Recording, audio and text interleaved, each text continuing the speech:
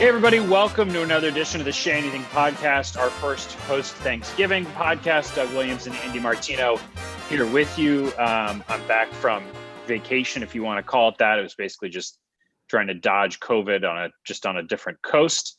But my thanks to Todd Zeal for filling in for me. That was really interesting to listen to his takes on a bunch of the Mets players. And he was good, wasn't he? Yeah, he was. I actually I played golf with Todd while I was out west. This was a classic Todd Zeal story. I reached out to him thinking that's a good, outdoor activity, way to see him while I'm in California. And he basically, I reached out because I've never heard him talk about golf. I said, "Are you into golf? How's your golf game? Like, maybe we could do that." He was like, "Yeah, golf game's fine." And we figured out times, and then we went out. He has like the most beautiful swing I've ever seen. Of course, and it's just like so smooth. We were on a par 5. It's just second shot right to the green. I'm like, okay, classic. He's never mentioned golf in his life because it's like the only 80th most important thing in his life is that he's like a 3 handicap or whatever it is. The only thing that would make that more Todd if it was like, mind if we play as a foursome? This is Tiger and Phil, whatever. Because for those who don't know, Todd has the most random connections to famous people that you wouldn't think are connected to him. So, but that is very Todd that he randomly likes. But that's athletes too. Like, they're just annoyingly good at anything. I know. Somewhat athletic that they try. I know. Reminder, please subscribe to this podcast wherever you listen to your podcasts, Apple, Spotify. And once again, weeknights at 6:00, you have Baseball Night in New York. That's on SNY. And then Mets Hot Stove is Wednesdays at 6:30. And speaking of Mets Hot Stove, Andy, you were on the show with Steve's interview with Steve Cohen, correct? Yeah, I was. So what were your main takeaways from that and from what you heard from him in his first interview with SNY? His confidence. Which came across in his introductory news conference that was so well reviewed. He seems at ease in his own skin. He made a point to say, "I've been through this media thing before because I had a notorious hedge fund that received a lot of coverage, so I'm seasoned from that." Just seems like somebody who is as self-confident as you would imagine someone as successful as he in business might be. So that continues to come across for me. His unsolicited vote of confidence in Sandy Alderson, which came towards the beginning. Did you watch it, Doug? Have you had the chance to watch it yet? So that's what I was just thinking of, Andy, because you say confidence, and it's not just like, it's not Brody Van Wagenen confidence where it's like grand proclamations and lots of bravado. It's also the confidence in being able to start. The first answer that, if you watch the clips on the web, that you're going to see is him saying, first of all, I'm surprised that we haven't been able to interview more people and that the front office has been a lot harder of a process than we expected. That's the type of confidence that I see when I listen to him, is the ability for him to be like, yeah, this has been kind of harder than we expected. Very open and honest in his answer about that.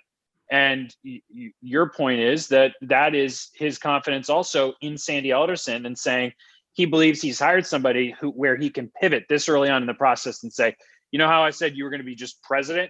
Can you also just be president of baseball ops? And that Steve Cohen clearly believes that's a good strategy. Yeah, and they called it Plan B, but it's obviously a really good Plan B because Sandy Alderson knows how to GM. He's done it for quite a few years and can hit the ground running, knows the people in the Mets organization. So that's all will work out just fine, no matter how long it has to go on. So the vote of confidence in Sandy also, to me, had to do with the rumors about Theo Epstein. I really don't think the Mets are bringing Theo Epstein in a year. I mean, I suppose Cohen could change his mind on that, and he owns the team. So that's, I mean, you never know. But people seem to think, oh, Theo's taking a year off to come to the Mets. It's like, no. If you're confident in Alderson for the duration of his 2 years and then maybe more here, you're not bringing in Theo Epstein. So that, to me, was an implicit part of that. And the other part that, Doug, that stuck out to me was that when Steve Gelbs followed up on him so Steve Cohen made this comment about he'd be slightly disappointed if they didn't win a championship in 3 to 5 years. When he was introduced, he made that comment. that comment reverberated around the game in a way that scared some executives. Like, whoa, I think we may have talked about this already, but just 3 to 5 years. Geez, it took the new Dodgers owners 8. The Yankees haven't won since 09, and they're a great organization, that kind of stuff. And Gelbs went back on that and asked him, like, would you even want to move that timetable up? And I thought it was wise that Cohen did not get more aggressive than he already has been. He kind of said, no, we got to do process. He had the chance to be real Steinbrenner there, and he actually took a slight step back, which was something I thought was the right move. Yeah, and so much of his not strategy, because I don't think that makes it seem strategic by Cohen, but part of what he's been so far as the Mets owner is open with the fans and almost using his voice and platform as the former fan that he is and saying things that he knows the fans want to hear. Steve set him up perfectly to say, yeah, I want to win a World Series in the next year or two, which Mets fans would have obviously loved.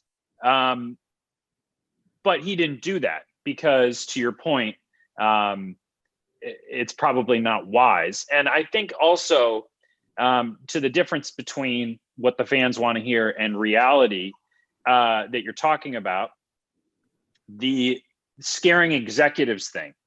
So this is fascinating because on the surface, you're like, what's scary about an owner that wants to win? And then you're like, well, if you're a candidate for GM and you know that the owner wants to win a championship in 3 to 5 years, and you look at how long it takes for you as a general manager to really put your fingerprint on an organization, you're like, all right, well, if I get to work and I build the farm system back up and I create what I think is a sustainable winning organization, and we get to the NLCS in 3 years and we almost get there and we're like the 06 Mets where we're probably the better team, but we lose in a good series, then like I'm out because the owner has created this window. So I that's how Steinbrenner ran it in the bad years for the Yankees.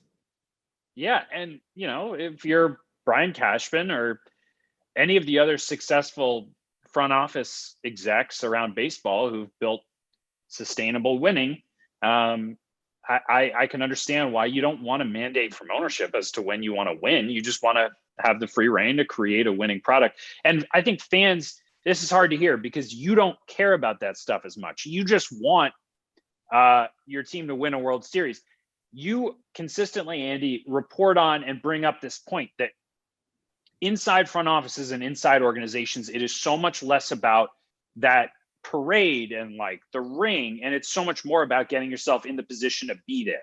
But from a fan perspective, can you understand that Mets fans aren't like, yeah, I want a team that's consistently in it. They're like, I want to celebrate a World Series for the first time since 1986. You're asking me if I can understand it? Yeah.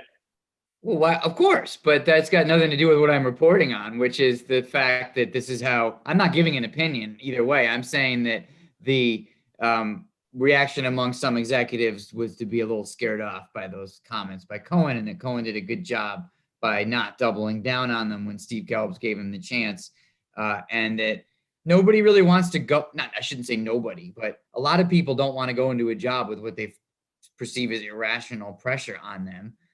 You want a long, sustainable career somewhere. If SNY puts pressure on me to do a good job day in and day out, but if they said, if you're not the first to report who the new GM of the Mets will be, your year here will be a failure, something irrational like that, I wouldn't want to work under those conditions.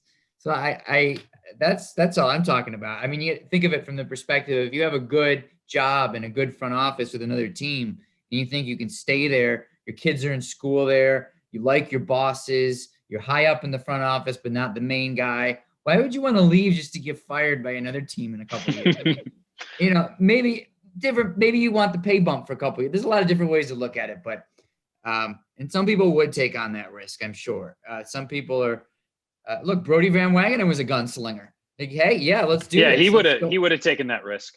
Maybe he's, never mind. What if they ended up there? Maybe he's the perfect guy. Yeah, I'm not asking if you understand their point of view because I think you disagree with it.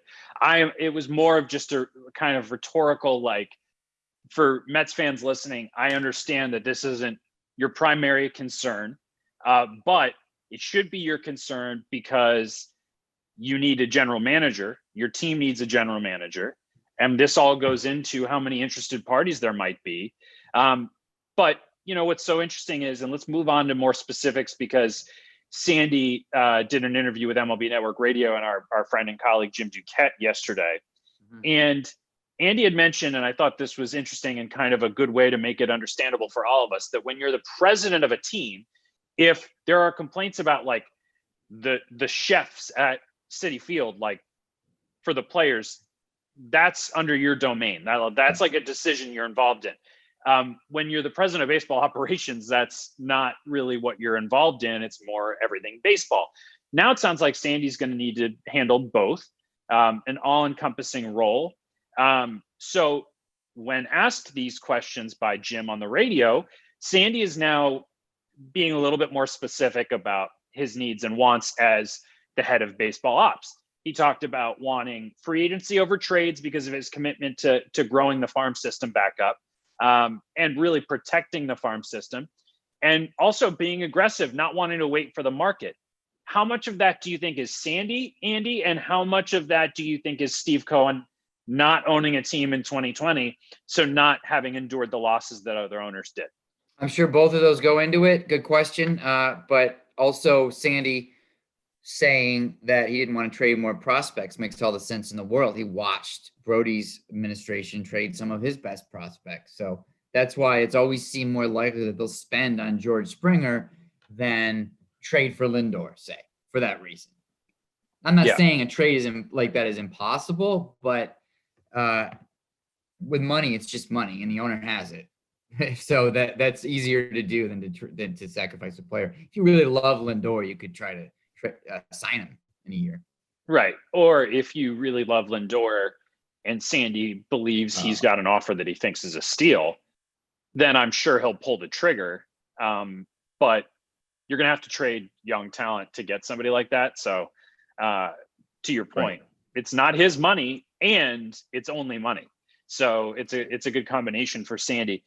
Again, though, Sandy is never going to be the type to say what he thinks Mets fans want to hear. And for him to say, we're going to be aggressive, we're not waiting for the market. Correct me if I'm wrong, Andy, but that's different from the things we used to hear from Sandy Alderson, the GM, which was, Cespedes signed with him late because he fell into their lap. And it was never like, we're ready to get out there. He is saying that because honestly, that seems like the place that they're in, where they are operating free of any losses of 2020, ready to get to work. He's under different circumstances. He used to be under the impression that he didn't really know his whole budget under the Wilpon ownership early in an offseason. So sometimes he felt like he had to wait out the market, and maybe the owners would give him some extra money in January or February, or expand the budget if they had a specific ask like Cespedes, but Sandy didn't necessarily feel positioned under those circumstances to go out for George Springer right away or something like that. Maybe felt like he didn't know exactly what he could do financially there. So now has a better relationship with his owner than he did with the previous owner. So he's able to probably feel like he has a better read on getting out ahead of the market and how he can and how he can't. All right. So who's going to take this GM job, Andy? You want it? Yeah, you got it. Remember, your job at SNY depends on this. So I think you gotta be it was the first to report it. Well, it's too bad for me. I was the first to report that Chris Young was a candidate, and now he's pulled out. That would have been a nice look for me, but oh well. Actually, I think that would have been potentially a really good setup, because the whole idea now, Sandy wants to mentor somebody, and that has to be somebody who he has a real personal relationship with, as he did with Chris Young. But the issue with Chris Young had been he moved to Connecticut, I believe Connecticut, to the Northeast to take the job with MLB a few years ago, moved back to the Dallas area with his family, like within a year, I believe. because they wanted to be back in Texas. Their kids are in school and all that. So getting him to move back up was going to be the challenge. And apparently Young bowed out for family reasons. So that's kind of a shame. I don't know if he would have been a good GM, but I know he's a smart person and has a good relationship with Alderson. So I think that would have worked really well. And look, as I reported late last week, JP Ricciardi's got a chance to come back. I don't think in an ideal world that would be as general manager. Ricciardi, Young, Alderson might have worked as a way to help sell to Steve Cohen that you've got people with experience surrounding this new executive. So that's something that could have happened. Now, I don't know, man. They burned through a lot of possibilities, and it's hard to say who it's going to end up being. So is the reason that right now it seems like they're having a hard time hiring somebody strictly because of the 3 to 5 year championship window? What else has made this difficult? Permissions from other teams for lateral moves. Teams in other markets get annoyed when New York teams act like your same job in New York is a promotion. I'm not saying like the Mets acted like this, but that's sort of the implication. If you're asking somebody else's president of baseball ops to come be yours, that owner would be like, what are you doing, man? That's a lateral move. That's not technically allowed. So they've been denied some permissions that maybe they expected. Some individual decisions. I don't think Mike Chernoff was all that eager to leave Cleveland, and I don't think the Mets were super, super eager to go hard after him. That was overblown in the first place. Bobby Heck, the guy in Tampa Bay, Mets just didn't want to consider him ultimately. They chose not to interview him. He didn't say no to them. So you go through some of the possibilities. Michael Hill, who we know they interviewed, I don't think there's been a lot of contact, if any, since. So that might not be going anywhere at the moment. Might pick up again. Who knows? And then there's some candidates whose names we don't know. So it's partly the reasons we're talking about and probably partly individual to each person. And, look, I personally have a high regard for Sandy Alderson and would think that people would want to work with someone of that stature, but perhaps somebody's like, is that his team or would it be mine? Right. That could be an issue too.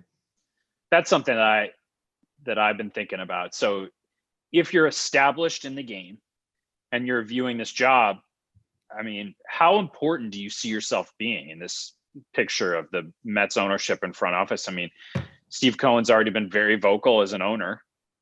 Sandy Alderson is as established as you can be in Major League Baseball, and now is going to be president of baseball ops and the organization. So you're like, this is a job for, you used the word mentor earlier. This is a job for somebody young who kind of understands being told what to do, not somebody who necessarily has a firm placement in the game in terms of being a former GM and has a lot of their own thoughts and preconceived notions of what goes into this job. It's a fascinating look into the ego of that job and the roles in a front office, because whoever takes this, I think, knows they're going to be number 2 or 3 in the organization, and not maybe they're going to have to answer to questions about why you signed this player, why'd you trade for this player, but I'm not sure you're going to be the one signing off on those. Well, that's true. Alderson says he wants the person to be groomed into being in charge, being that person. I don't know. I just think it all comes down to personal relationship and trust, and that's why I think Chris Young would have been good. So I want to kind of combine some of the topics that we were planning to get to, because we spent some more time on the interview on SNY with Steve Gelbs and Steve Cohen, and want to get into the player updates that we have. Obviously, Mets fans like to hear about these things. And here's how I would want to put it to you, Andy, in your reporting. So let's talk about the free agents, Bauer, Springer, Realmuto. Would you say that the Mets are not viewed as the number 1 possibility on the market for any of the 3 of them? That if the likelihood would be higher and greater for them to sign with a different team other than the Mets? You said Realmuto, right? Realmuto, Bauer, Springer. Yeah, I think Springer's, look, as far as the favorite, this can change any minute with agents talk to teams. So I don't want to act like I know everything about all these, obviously, but I they're on Springer. They're still on Springer, and that's the one that would surprise me the least. But things can change. The Blue Jays could go offer him some huge deal that the Mets don't want to do, and then you pivot to one of the other guys. I think the Mets like James McCann. I'm hearing that. Whether they end up with him, I don't know, but that's definitely a possibility. Bauer, his market, you're not hearing a lot about it yet. So the teams that make sense for him are, I guess, the Angels, Padres, and Mets. But you're just not hearing a whole lot there at this point as to which might be more than the other. So you see the Mets as more in on McCann than Realmuto? Yeah. Okay. And are we to read into the Bauer, Rachel Luba, Sandy Alderson Twitter love fest that this is legitimate? I mean, you've mentioned before that that's legitimate. What legitimate reporting used to be that these sides have talked and agree on certain things. Right.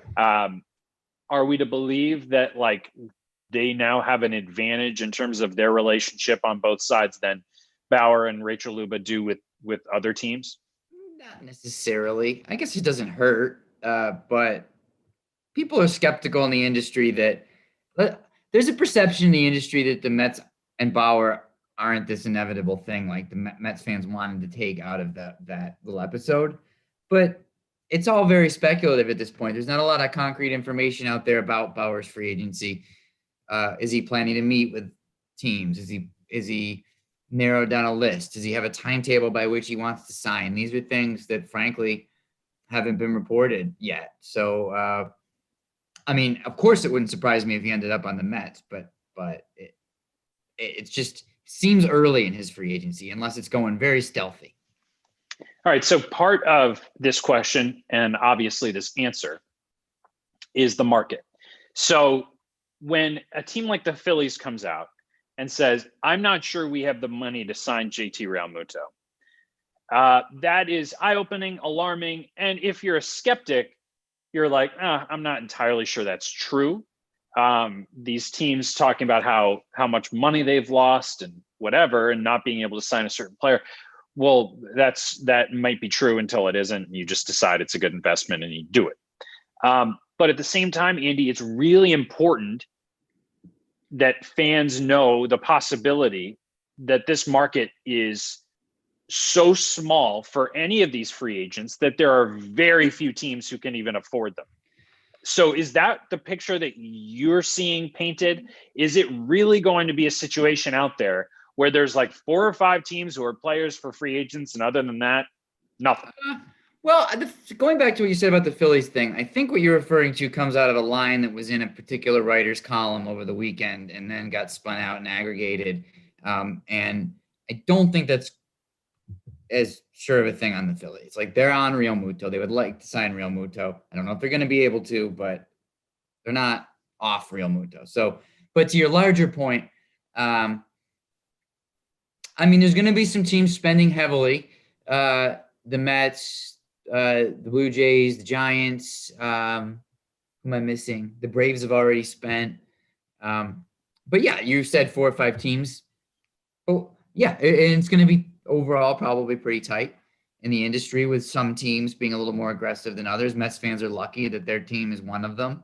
But yeah, it'll probably be quieter and slower than usual. A lot of the stuff that's happened already has been the Braves, and Alex Anthopoulos is known as aggressive. So that's probably more of a Braves thing than an industry trend thing. Yeah. So when you see these lists of like top 5, possibilities for JT Realmuto or Trevor Bauer or George Springer, that's not top 5 of all the teams. That might be just the 5. I mean, you name some of them. Padres and Angels, maybe you could put in that category of like the Padres Padres have a lot of money on the books already, but yeah they're a little bit of a wild card. Angels, new GM. I heard that Angels GM position pays very poorly, by the way, if that's any indication of where they're at budget wise, like relative to other GM positions. But I think the major teams that kind of the market and agents rely on for spending, the Yankees, the Dodgers, and the Cubs, are not looking like big spenders this winter. So that's a little problematic for the whole thing to get moving too. Yeah. I mean, that's why this is fascinating. Because, and that's why I ask you, would you put a different team above the Mets on any of those players? Because there's not many options. Like you would think that you look at a player and you're like, well, he could go to, all 30 teams. That's not the case here. Yeah. Seems like the Blue Jays have emerged as a big competitor for some of the top guys. But you know what? I mean, money talks, but they don't know where they're playing next year. If you're Springer and you're weighing two good offers, are you also thinking about, are my home games in Buffalo? Are they in Tampa? Are they in, Saskatchewan? Like, what are we doing here? Yeah. That's got to be a little bit of a factor. Good point. You are potentially signing into a deal where you're going to play a season at a minor league ballpark in Buffalo. Yeah, I mean, hey, if they pay you well, then I grew up in Rochester. I would spend the year in Rochester or Buffalo for $20 to $30 million. So maybe it's fine, but I'm just saying it's another weird thing about this time in baseball. Yeah, I've heard Buffalo's lovely. I've never been there. I just know it's brutal winters. Springer's a Connecticut guy. He's used to that. So He's not used to that. Let me tell you, I used to go to the Rochester Red Wings opening day every year when I was a kid, and it would snow a lot. It is April and May baseball in Buffalo would be brutal I don't know if they're going to play there, but just saying. Yeah, that would be a good roof candidate or some sort of retractable roof. Winter meetings, Andy, what's the deal? What are they going to look like? When are they going to be? You going to be there virtually or in person? What's the deal? I don't know if it will be anything yet for the public to consume. Teams have not revealed any plans, and I looked into it a little about, like, are you making your GMs available? Pretend that there's a week of, we're doing special hot stove shows, so be sure to watch those on SNY. But I don't know if it's sort of TBD if the industry will treat it like any differently from any other week in the offseason. Like, there will be a Rule 5 draft. There will be, obviously virtually, there will be league business, like meetings, like owners and GMs and stuff will probably have to be on Zooms. But I don't know if there'll be extra hot stovey stuff that week yet. It's not actually clear. Yeah. Well, how lucky for us and for you, because you'll be on the hot stove shows, that like the Mets are one of the 5 teams and we're one of the 5 regional sports networks that are covering an actual hot stove season compared to, if you're, and this is nobody's fault. Like, I'm not blaming the Cleveland Indians who don't usually spend money on the free agent market, but are especially looking to shed salary. Like, there's so many of those teams this year. And so we're lucky to be doing a podcast on a team that is potentially going to be spending, but it's not just about who they end up signing. It's about the fact that they're involved in everybody. And that's why Mets fans are so anxious to hear everything and anything they can about the latest. So, well, Baseball Night in Cleveland would be the most depressing series in baseball history. Every episode, every A block would be, where's Lindor going today? Let's examine the possibilities of Lindor to the Reds. So you're right. The Mets, hey, let's talk Mets. And I actually don't think there'll be a lot of Yankees to talk. I think it'll be a very Metsy offseason here in New York. So that'll be nice for Met fans. Unless the two sides come together on that trade that I still think is genius. Aaron Hicks. Which is that again? Howie Kendrick involved somehow? No, Aaron Hicks. Oh, that's right. You want to do Aaron Hicks I forgot. Honestly, there's a reason I'm not a candidate in the Mets GM search. I have not yet actually created an offer that would actually lead to a trade. Who should switch teams. I just think Aaron Hicks makes sense going to the Mets because the Yankees could get rid of the salary and the Mets would have a center fielder. I have not yet gotten to the stage of actually making sense of that. Well, let's do this. We got a podcast. What would I agree with you that Hicks would be a nice fit for the Mets? What do the Yankees need that the Mets have? Shortstop. If you don't get LeMahieu, Jimenez would be a nice little defensive shortstop for you, and you move Torres to second. Okay. What about Rosario? What about Luke Voigt so the Mets could just have more of a first base log jam? Just for a a bad defensive first Or Rosario, baseman. yeah. Let me think. Third base, they're covered. The Yankees are. What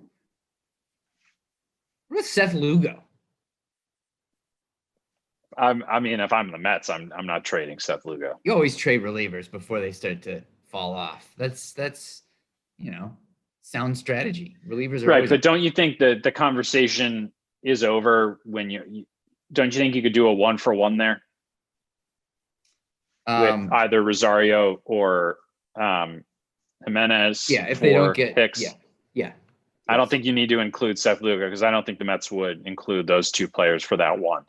That Sandy would say, even though Hicks is definitely Sandy's type of player, Sandy would say he's an oft-injured guy coming off of Tommy John surgery who is not the defensive center fielder he once was, and blah, blah, blah. But I still think it makes sense. I agree with you on that fit. This has been Doug struggling to make his way through a trade. Well, maybe we'll continue that as a it's like you're like the FAN caller that didn't really do exactly your picking up the phone. I just pick up the phone and I'm like, Hicks to the Mets, and then I hang up and listen. That happens, I'm sure. I let it out there in the universe. All right. Well, Andy, we're busy. We're busy people. We have a meeting. So we have to cut the podcast because we have a meeting to get to after this. About the podcast. Isn't that interesting? About that. I mean, 2020 is fascinating. Let's record the meeting and release it to our listeners as a bonus episode, just for the sake of transparency and full investment in our podcast that it would allow the listeners to have. What do you think?